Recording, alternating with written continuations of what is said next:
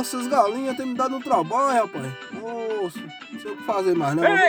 Compadre, você lembra daquela vez lá, no dia que a gente se encontrou, que você falou que me prometia um frango e até hoje você não me deu esse frango? Compadre, pelo amor de Deus, compadre, você fica aí prometendo as coisas e não cumpre. Se você morrer, eu não quero ver você vir me dar coisa depois de morto não, viu? Eu nunca prometi nada pra ser comprado não, viu, compadre? Grinha,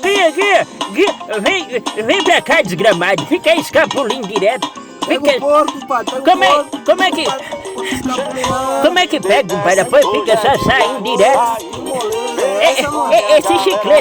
Esse chiqueiro aqui não tá valendo nada não, eu já fiz com braço, cimento, concreto e o desgramado escapole. Pois compadre. Moço, eu não vou correr atrás mais não, eu vou dançar agora pra ver se ele encosta aí, ó. Dança comigo, vai. Eu vou rebolar na beira do porco assim. Olha, ele tá gostando que ele tá olhando pra mim, tá vendo? Essa pisadinha.